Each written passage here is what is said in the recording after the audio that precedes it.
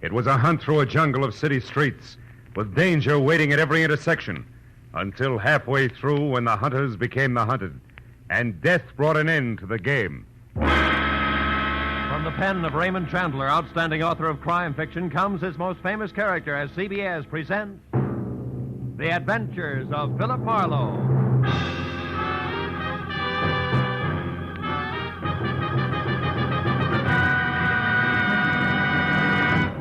Now, with Gerald Moore, starred as Philip Marlowe, we bring you tonight's exciting story, The Grim Hunters.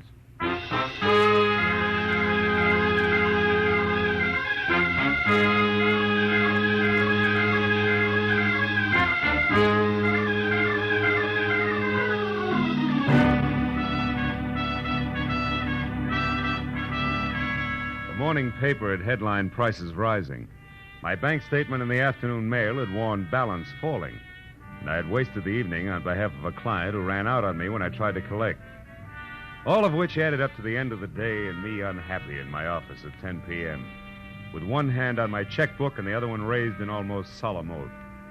I, Philip Marlowe, private detective and too often public servant, hereby resolve to one way or another jockey my budget into something close to equilibrium.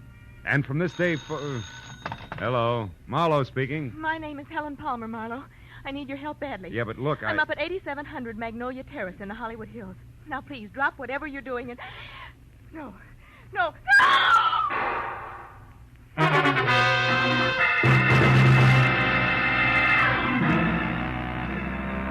I must have let go of the phone, grabbed my hat and coat, opened and closed the office door, piled into my car outside, and raced up into the Hollywood Hills because...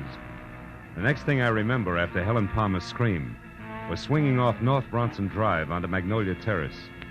But a minute later, when I scratched to a stop away from number 8700, scrambled out from under the wheel and started on the run for the front door, I was no longer sure of anything. Because the house in question, a stock southern mansion complete with stable boy statue and a gravel driveway, which according to the book should have been as dark and as quiet as the inside of a coffin, was anything else but.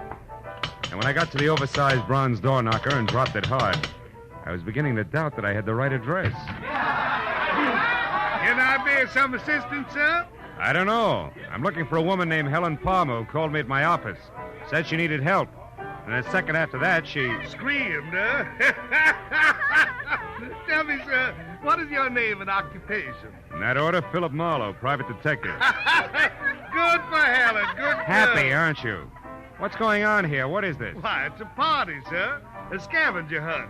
It looks like Helen Palmer's the winner. Now, wait a minute, laughing boy. I had a call that was interrupted by pistol shots, and I... All just part of the play, sir. Yeah, Helen Palmer had to bring back one private detective. Yeah, you see, Marlowe, each list, aside from the usual hard-to-find objects, had a human being on it. That's right. I had to bring back a Hoover vacuum cleaner salesman, and believe it or not, he's already sold our good host, Thaddeus Grover, the deluxe model. Yes, sir, he did it bad. You see, Mr. Marlowe, Helen Palmer wasn't permitted to actually hire you. That's why she had to pretend to be in trouble. With the net result that I nearly broke my neck getting up here.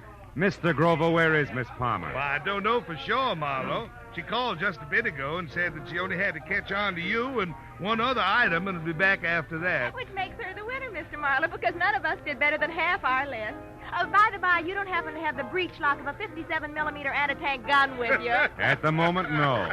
Nor do I have time for scavenger hunters. Not even when they most cordially invite you in for the finest serving of party-style Southern fried chicken imaginable? Come on, Mr. Marlowe. No, I'm sorry. Come on. Well, come on. It's delicious chicken. Well, okay, the chicken did it. The inside of Thaddeus Grover's house was also a stock southern mansion from a giant cut glass punch bowl. Belonged to my mother, sir, First Lady of Atlanta, Georgia, sir, to a wide and winding colonial staircase. It left you expecting the descent of Scarlett O'Hara at any moment. There was one strange note in the soft southern surroundings. Piled 3 feet high in the middle of the room were the crazy quilt results of the evening scavenger hunt, including a wooden cigar store Indian, a pair of Hickok suspenders from the local fire chief, one red motorcycle, a stuffed owl, a set of antlers, and more. And behind all that, my counterparts, the bring-em-back-alive items from each list. A streetcar conductor in uniform, a waiter bald and under 40, a school teacher red-headed and over 50. But I was the center of attention.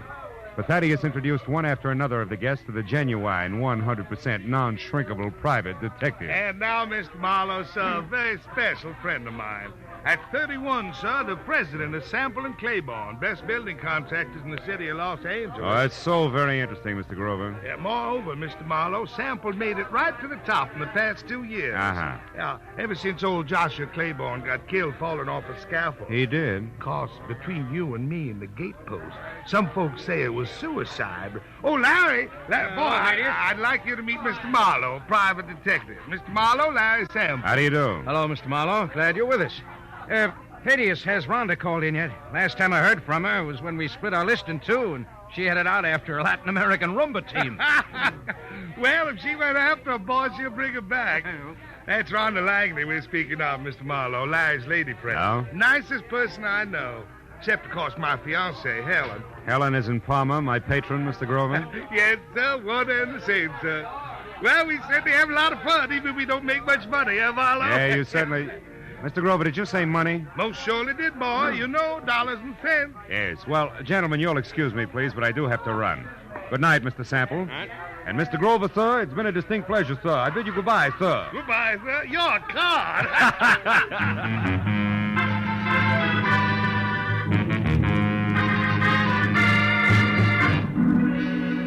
When I got back to my office, which I had left lights on and unlocked, my telephone was ringing.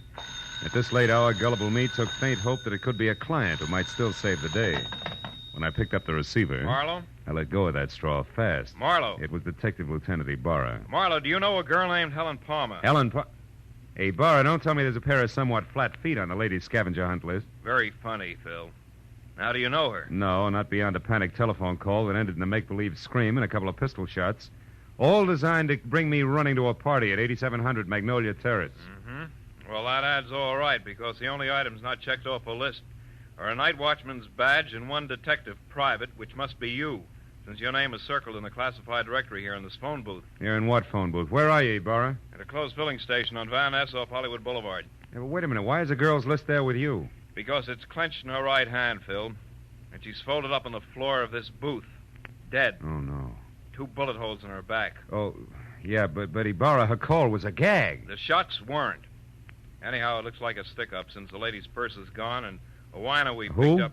A wino we picked up saw what he calls a curly-headed guy with short legs do it and run. Also, the wino says that the murderer had been hanging around for a couple of hours like he was looking for a well-to-do prospect. Yeah, I know, but it's still kind of strange. Me getting that call, I mean. Well, I'll drop around to headquarters tomorrow morning, Lieutenant, if you need any statement from me. I think you'd better make that tonight, Phil. At the 8700 address. I'm sending Mooney up there now. Oh, but wait a minute, Ibarra. You don't need me, and I do need business. If you think I'm going to get it by... Phil. Huh? Phil, let's say that I'd appreciate it if you'd show for a few minutes. Okay? No. Well, okay, a few minutes. Just so long as you appreciate it. Goodbye.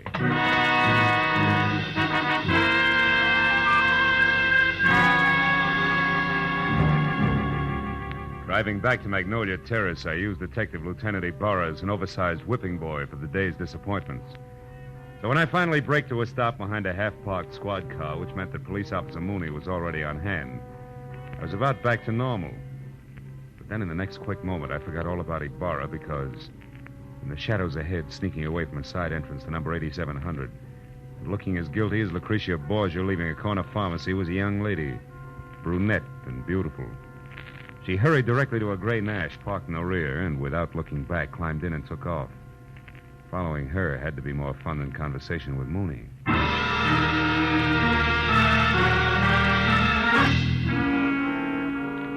10 minutes later, the lady came to a stop in front of a dark, politely landscaped cottage on North Ogden Drive. In another 2, she was inside and the light was on.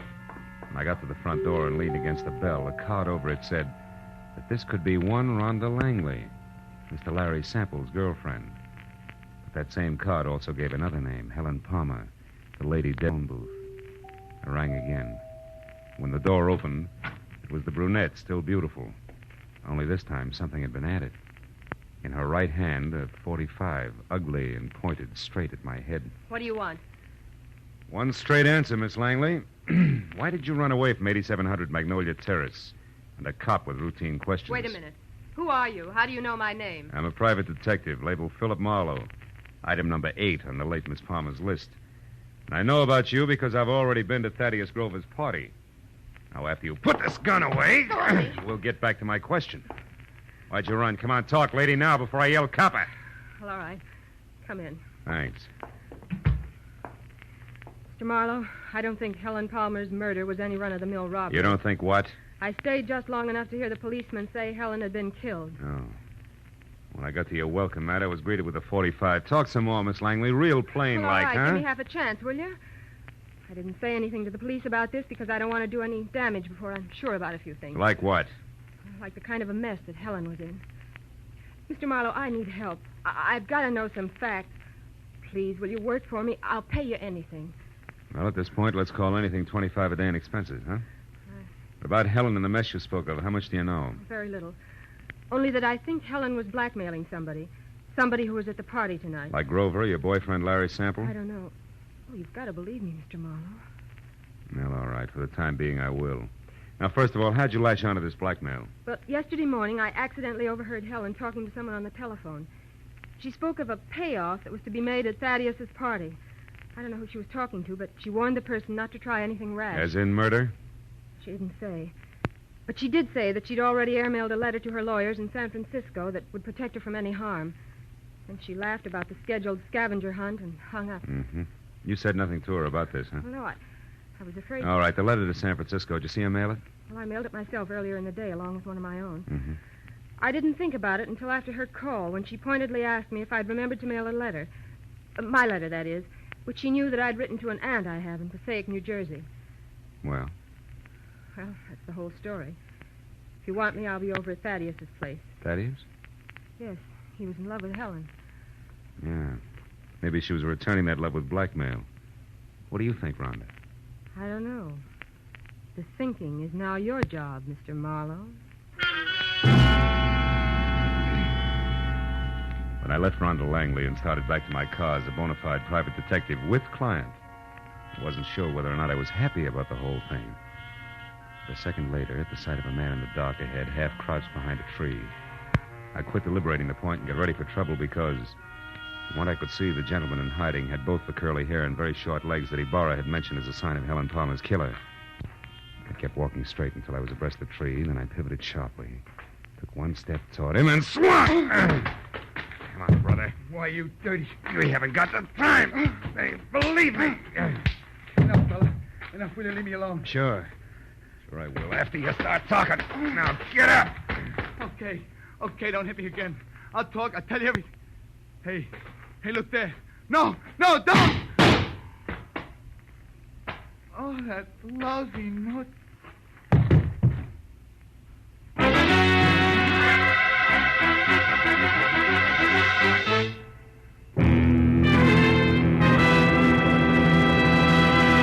In just a moment, we will return to the second act of The Adventures of Philip Marlowe. But first, you can do a lot of singing for $14,500, so they say.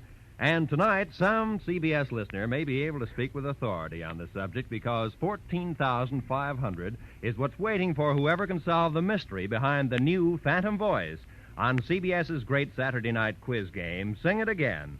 Listeners from coast to coast will be quizzed by telephone about the new Phantom's identity.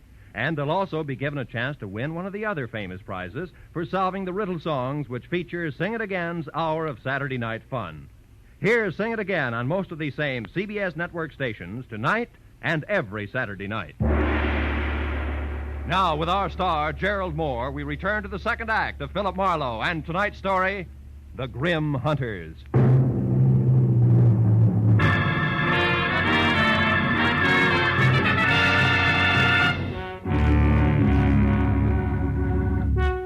The shots crashed out of the darkness. The life ran out of the little man like air from a kid's balloon. I couldn't figure exactly where the shots had come from, and I stopped trying when a pair of spiked heels clicked fast across the concrete driveway between me and the house. Then a motor started, and a second later, a car roared by with Rhonda Langley at the wheel. I yelled at her to stop as she went by, and ran out in the street after her and yelled again at the retreating car. But she ignored me. When another car came around the curve behind me, I tried to flag it down, but the driver didn't even slow up. So I just stood there while the two cars twisted out of sight down the winding street. leaving nothing but silence and a lot of unanswered questions hanging in midair. I walked back to the corpse, went over it carefully. But there was no identification, nothing but a gun to indicate how he fitted into the screwy mosaic of murder, scavenging, and blackmail. I went inside to call Ibarra, and 5 minutes of tracers, relays, and busy signals went by before I finally got through to him with my news about Helen Palmer's killer. What? Where are you, Marlowe? In a house on Ogden Drive, 4310 North. Was shared by Helen Palmer and my new client, Rhonda Langley. Uh-huh. Did she kill my suspect, Marlowe? Could be. She left here in a big hurry. Another thing, Ibarra, there's more behind this business than robbery. Like what? Like blackmail. Maybe so. We just found the Palmer's girl handbag in a trash can. Nothing left but a lipstick and 2 letters. Incidentally, one is addressed to your client, Rhonda Langley. That figures. They shared the house, so Helen happened to pick up the day's mail. What's the other letter? It was one returned for insufficient postage. They forgot that airmail is 6 cents these days. Return. Wait a minute. Is that letter addressed to a law firm in San Francisco? No, it's addressed to Sophie Kilberty. Sophie Kill who? Kilberty of Passaic, New Jersey. Why? Well, Ibarra, listen. Helen was blackmailing somebody, and she covered herself by mailing a letter to her lawyers in San Francisco. Mm-hmm. If that letter was returned for insufficient postage and the blackmail victim knew it, he'd have no qualms about killing her, right? Sure, but the letters were in Helen's purse. Oh. Don't you think she'd have known her protection was gone? Phil, I'm going to put out a pickup call on your client.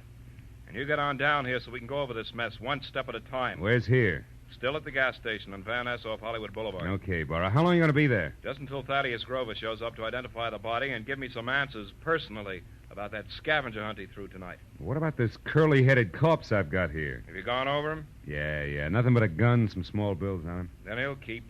I'll expect you in a few minutes. Okay. So long, Ibarra. When I put down the phone, I was convinced that a big switch was due any minute because finding those letters in Helen Palmer's purse made a lot of sense in one direction and not a bit in another. I could have made more heads and tails by flipping a ball bearing than I got out of the facts Ibarra had given me. Just then, the shadow of a man slid up the walk. I heard a pair of feet mount the stairs, 2 at a time. It was the Wonder Boy executive I'd met at the party. Better hold it right there, Sample. What? Marlowe. Why the gun? So the same thing won't happen to me that happened to the dead little guy outside? Another murder? Marlowe, where's Rhonda? Is she all right? She left here as fast as an 8-cylinder motor wide open could move just after it happened. Then it was Rhonda I saw. On my way over here, a speeding car almost crowded me off the road. It looked like Rhonda's, but I wasn't sure. And Marlowe, she was being chased by another car, a fast one. Chased, are you sure? Yes. The first car missed me by inches when it swung around a curve. I don't know yet how she made it. Then a second car came along and passed the curve, but it stopped, backed up, and then took the same road Rhonda had taken. You think she got away? I don't know. Well, come on outside, Sample. I want you to take a look at this. By the way, how long have you known Rhonda? About a year. Mm-hmm. She's a brilliant girl, Marlowe. Came out from the East, and I gave her a job as my secretary. She's more than that now, huh? I'm in love with her, if that's what you mean. Yeah. Oh, here it is. Well, Marlowe, I know this man. That's Nate Murdoch. He used to be a foreman with our firm. He left and went back to Atlanta right after Claiborne's death. Atlanta? Isn't your host Thaddeus Grover from Atlanta? Yes, he is. Oh, brother. When did you see Grover last? Well, the police asked him to go and identify Helen's body. He left the party while the officer was still questioning the rest of us. Yeah, and on the way, he could have taken time off to drop by here, kill Murdoch, and make a try for Rhonda, too. Come on, let's get to the phone. But why, Marlowe? Good heavens, Grover's our friend. He and Helen were engaged to be married. All right, so it doesn't make sense. But his fiancée and his short friend from Atlanta are both dead. And Rhonda's burning the tires off a car to keep out of reach. Those are the facts. Will make sense later. I'll call Grover's place and hurry up. Yes. That's where she intended to go when she left here, to console him, no less. Scavenger hunt my Aunt Minnie. Hello? Hello, is Mr. Grover there? No? Well, has Miss Langley arrived yet? Oh, it's the maid, Marlowe. Mm-hmm. Rhonda had... What's that? She's coming up the walk now? Hold the line a minute, please. She just got there, Marlowe. What'll I tell her? Tell her to leave again. Tell her... No. Where do you live? 4406 Ardmore. All right. Tell her I said for her to wait outside in the back of the house until you can get over there to pick her up. Take her to your place, and I'll pin Grover down. Right. Where are you going now? See Lieutenant Ibarra, and I can get there faster than I can call him on the phone. Good luck, Sample.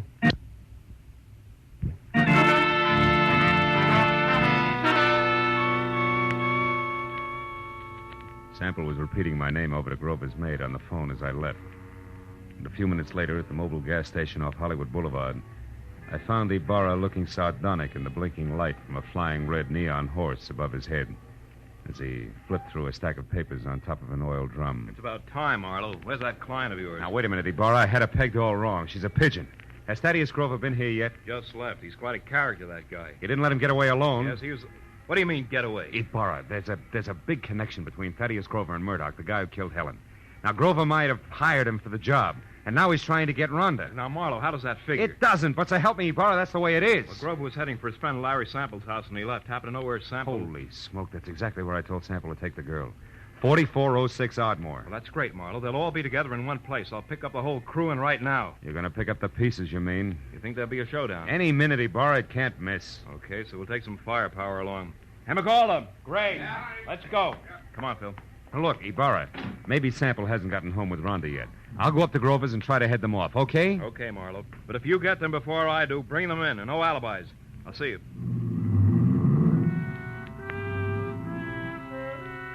Ibarra was grim as he climbed in his car and drove off fast. I headed for my car. Then, as I turned, my arm swept the scavenger list Ibarra had left on the oil drum off onto the ground.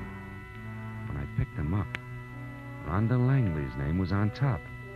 Her list was as goony as the others, but near the bottom was an item strangely familiar to me, which hadn't been checked off. It was a canceled ticket from Woodhaven Ballroom. All at once, I realized why it was familiar. The sign I'd been half conscious of on top of the big squat building across the street read, Woodhaven Ballroom, closed tonight. On a hunch, I dug for Helen Palmer's list. Yeah, Ibarra was right. Everything but a night watchman's badge and one detective private had been checked off. And that gave me half of the switch I knew I had to show up. I ran to my car and headed for that southern mansion in the Hollywood Hills, the end of a very complicated frolic. And with every turn of the road, I gave myself another whack for being such a nearsighted sucker. When I got there, the big house on Magnolia Terrace was dark, except for a light in the servants' quarters. I stepped down the block, walked back, and edged around to the patio where the garage, the hothouse, and the king-size barbecue loomed only as shapeless lumps of shadow. I stood still and watched. Then I saw him move, walking slowly, gun in hand along the fence toward the hothouse. I started toward him quietly, just as he found out what he was looking for. Oh, you're clever, my dear. But it's all over now. I know you're in there, so come on out with your hands up. Oh, no. You're hanging yourself for murder right now, Larry Sample. I've got all the proof I need. I don't know what good it'll do you, Rhonda. I'll never pay you a cent for it, you blackmailing tramp. I'll kill you first. And that protection letter you wrote to your lawyers was returned, darling. I found it accidentally in Helen's purse tonight at the party. So no one will know. Now, come on out, or I'm going in after you. I wouldn't try that if I were you, Sample. Marlowe's due here any minute now. He called me and told me. That was I, dear. You? I used his name when I talked to the maid. Oh, I should have done this myself in the first place instead of trusting that stupid Murdoch. Are you going to come out of there? No, and I've got a gun. You can't see me, and I know it. But your white dress makes a perfect target, you little fool. Drop it, Sample. Oh. Now let's have that gun. Marlowe, I'm so glad you got here. No, he's not dead. Oh. And he won't be from bullets. Give me your gun, too, huh? Come on. All right. I was too scared to use it anyway. Thanks. Now sit down and shut up. We're going to wait for Lieutenant Ibarra, then you're both going to the pokey. What? But... Listen, you, I don't go for blackmailers, male or female. Even the cute ones are ugly, lady. Very ugly. No, Phil, wait. You've got to understand something. 2 years ago, Larry Sample killed his partner, Joshua Claiborne. I knew it, but I couldn't prove it. So I pretended I could and blackmailed him. Don't you see, if he paid off or tried to kill me, that would be proof of his guilt. And he did, Marlowe. Mm-hmm. Why should you pull a stunt like that? I'm a divorcee, Marlowe. Langley is only my married name. Okay, so what? My maiden name was Claiborne. Claiborne? I'm Josh Claiborne's daughter. Oh. And I can prove that. Is that reason enough? Well, why didn't you level with me instead of labeling Helen a blackmailer? Helen was already dead, and I needed your help desperately. I thought I had to lie to get it. Okay? Yeah. Okay, baby.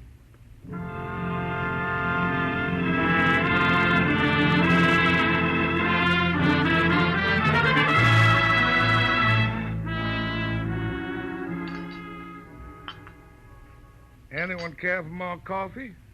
How about you, Lieutenant? Oh, no thanks, Mr. Grover. Well, Marlowe, you got it all to come out even anyway.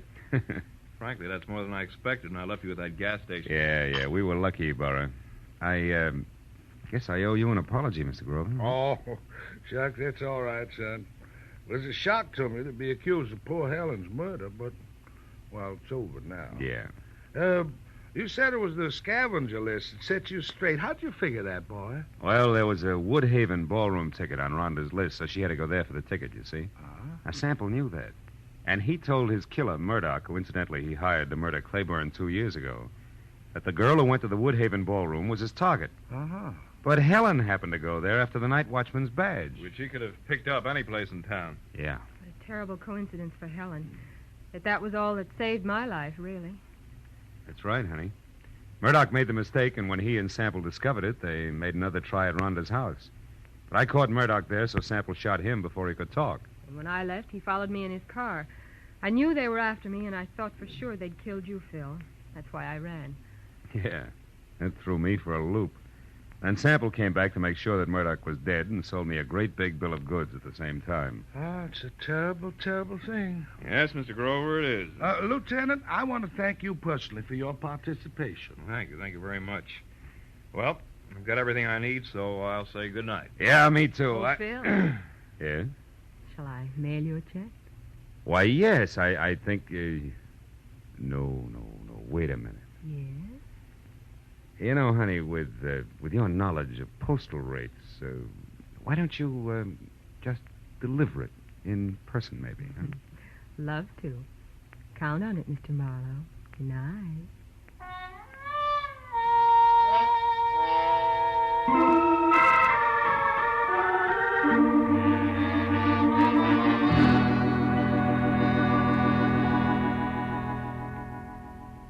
I drove down from the Hollywood Hills with a check warming my wallet and the echo of a soft invitation warming my imagination.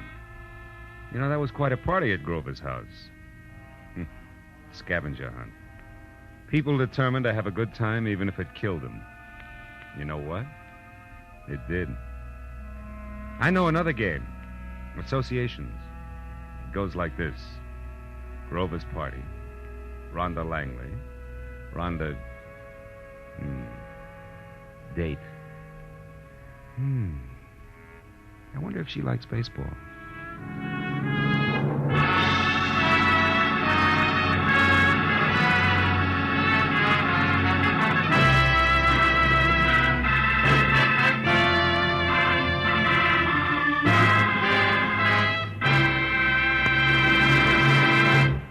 The Adventures of Philip Marlowe, created by Raymond Chandler, star Gerald Moore, and are produced and directed by Norman McDonald.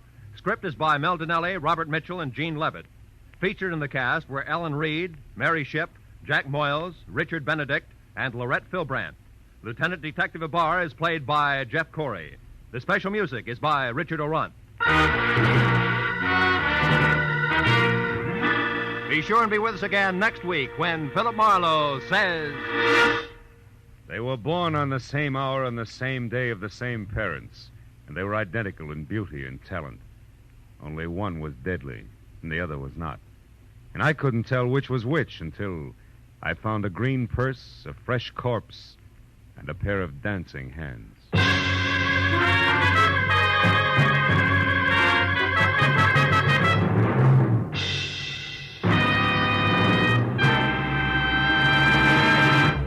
If you happened to miss Jack Benny's hilarious show last week featuring the Ronald Colemans, you missed the laugh treat of the year. But Jack will be back again tomorrow on these same CBS network stations with his entire gang, including Mary Livingston, Phil Harris, Rochester, Dennis Day, Don Wilson, and the Sportsman's Quartet. Invite some friends over. Sit back and enjoy the Jack Benny Show tomorrow. This is Roy Rowan speaking.